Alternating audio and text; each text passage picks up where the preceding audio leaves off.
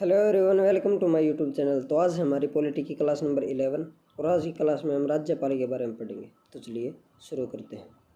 राज्यपाल राज्य की कार्यपालिका का प्रमुख राज्यपाल होता है। उसके बाद अनुच्छेद 153 मूल संविधान के अनुच्छेद 153 में यह उल्लेखित था कि प्रत्येक राज्य के लिए एक राज्यपाल होगा, लेकिन 7वें संविधान संशोधन 1956 द्वारा इसमें एक परंतु जोड़ दिया गया, जिसके अनुसार एक ही व्यक्ति दो या दो से अधिक राज्यों के लिए भी राज्यपाल नियुक्त किया जा सकता है। यानी कि जो अनुच्छेद 153 है उसमें वर्णन दिया गया है राज्यपाल के बारे में, और उसके बाद इसमें संशोधन किया गया 7वां संविधान संशोधन 1956 में। इसके अनुसार एक ही व्यक्ति दो या दो से अधिक राज्यों के लिए राज्यपाल नियुक्त किया जा सकता है। उसके बाद अनुच्छेद 155 इसमें राज्यपाल की नियुक्ति राष्ट्रपति के द्वारा। तो राज्यपाल की नियुक्ति कौन करता है? राष्ट्रपति। इसका वर्णन कहाँ पर है? अनुच्छेद 155 में। उसके बाद है अनुच्छेद 156 राज्यपाल की नियुक्ति राष्ट्रपति द्वारा 5 वर्षों के लिए की जाती है, लेकिन यह राष्ट्रपति के प्रसाद पर्यंत तक अपने पद पर धारण रहता है या अपने पद पर रहता है। इसका वर्णन अनुच्छेद 156 सब क्लॉज 1 में है। या यह राष्ट्रपति को संबोधित त्याग पत्र के द्वारा अपना पद त्याग सकता है। इसका वर्णन संविधान के अनुच्छेद 156 सब क्लॉज 2 में है। तो इसकी जो नियुक्ति है और उसका कार्यकाल है उसका वर्णन कहाँ पर है? 156 में। इसके जो कार्यकाल है उसके बारे में वर्णन। तो कार्यकाल कितना है? वैसे तो 5 वर्ष के लिए चुना जाता है, लेकिन राष्ट्रपति के प्रसाद पर्यंत तक रहता है। यानी कि राष्ट्रपति अगर आगे चाहे उसी को राज्यपाल रखना तो 156 के, या फिर वो राज्यपाल अगर अपना पद त्याग करना चाहे तो 156 सब क्लॉज 2 के अनुसार अपना पद त्याग कर सकता है राष्ट्रपति को त्याग पत्र देकर। और भारत के संविधान में राज्यपाल को उसके पद से हटाने हेतु किसी भी प्रक्रिया का उल्लेख नहीं है। यानी कि भारत के संविधान में कोई भी ऐसी प्रक्रिया नहीं दी गई है जिसमें राष्ट्रपति को कैसे हटाया जाए इसके बारे में कोई भी वर्णन किया गया हो। उसके बाद अनुच्छेद 157 राज्यपाल बनने की योग्यता। राज्यपाल बनने के लिए योग्यताएं हैं वह 35 की उम्र पार कर चुका हो और राज्य की विधानसभा का सदस्य चुने जाने योग्य हो। उसके बाद है अनुच्छेद 159 राज्यपाल के पद की शपथ। यानी कि जो शपथ लेता है राज्यपाल अपने पद की, उसके बारे में अनुच्छेद 159 में है। राज्यपाल पद ग्रहण करने से पूर्व उच्च न्यायालय के मुख्य न्यायाधीश या वरिष्ठतम न्यायाधीश के सामने अपने पद की शपथ लेता है। उसके बाद राज्यपाल की उन्मुक्ति और विशेषाधिकार। तो वह अपने पद की शक्तियों के प्रयोग तथा कर्तव्यों के पालन के लिए किसी भी न्यायालय के प्रति उत्तरदायी नहीं है। यानी कि स्वतंत्र है अपने कर्तव्यों का पालन करने और शक्तियों का प्रयोग करने के लिए। पदावधि के दौरान उसके खिलाफ किसी भी न्यायालय में कोई भी आपराधिक कार्रवाई नहीं की जा सकती है, और जब वह पद पर हो तब उसकी गिरफ्तारी के आदेश किसी भी न्यायालय में जारी नहीं किए जा सकते हैं, और उसके पद ग्रहण करने से पूर्व या पश्चात उसके खिलाफ किसी भी कार्रवाई की सूचना उसे 2 महीने पूर्व देनी पड़ेगी। उसके बाद राज्यपाल की शक्तियाँ तथा कार्य। तो कार्यपालिका संबंधी जो शक्तियाँ हैं राज्यपाल की वो हैं, राज्य के समस्त कार्यपालिका संबंधी कार्य राज्यपाल के नाम से ही किए जाते हैं। उसके बाद अनुच्छेद 164 इसमें है राज्य के मंत्रियों यानी कि मुख्यमंत्री सहित की नियुक्ति कार्यकाल और जिम्मेदारी और शपथ से संबंधित है। यानी कि राज्यपाल के द्वारा जो मुख्यमंत्री की नियुक्ति की जाती है और मुख्यमंत्री की सलाह पर अन्य मंत्रियों की जो नियुक्ति उनके कार्यकाल, जिम्मेदारी और शपथ से संबंधित सभी प्रावधान अनुच्छेद 164 में है। इसके तहत राज्यपाल मुख्यमंत्री की नियुक्ति करते हैं और मुख्यमंत्री की सलाह पर अन्य मंत्रियों की नियुक्ति की जाती है, और मंत्रिपरिषद सामूहिक रूप से विधानसभा के प्रति जवाबदेह होती है।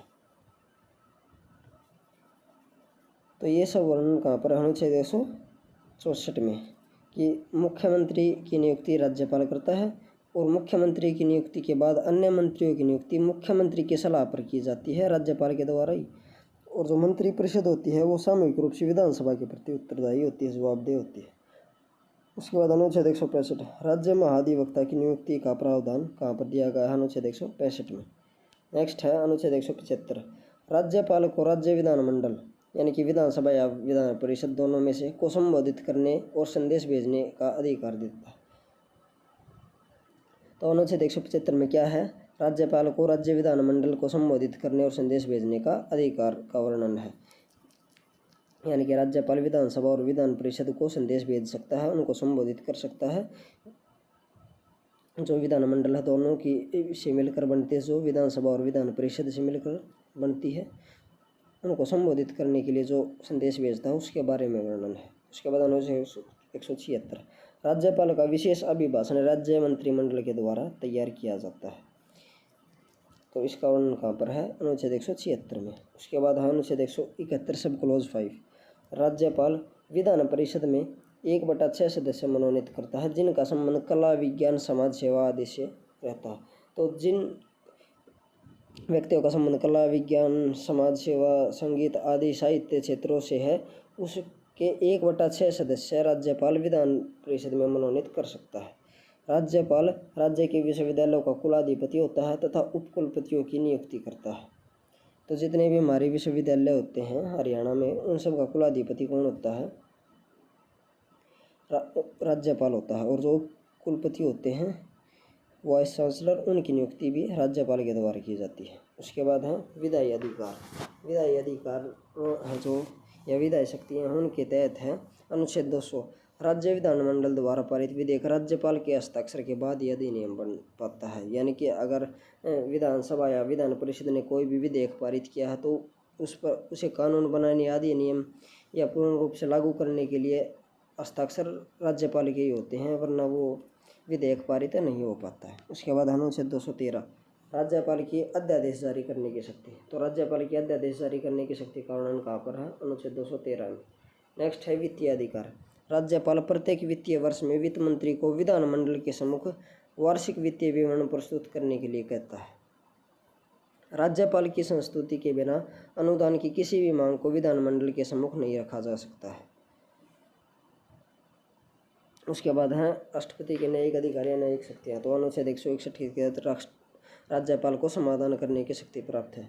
जैसे राष्ट्रपति को मृत्युदंड में समाधान की शक्ति प्राप्त है और राज्यपाल को यह अधिकार नहीं है। यानी कि जो मृत्युदंड में समाधान दे सकता है राष्ट्रपति, लेकिन राज्यपाल के यह पास यह अधिकार नहीं है कि वह मृत्युदंड में समाधान प्रदान कर सके। और इसी प्रकार राष्ट्रपति को जो कोर्ट मार्शल के दंड आदेश होते हैं उन मामलों में समाधान करने की शक्ति प्राप्त है, लेकिन राज्यपाल को ऐसी शक्ति प्राप्त नहीं है। और इसी के साथ ये टॉपिक खत्म होता है। अगर आपको वीडियो अच्छी लगी हो तो वीडियो को लाइक एंड शेयर करें तथा चैनल को सब्सक्राइब करें। Thank you.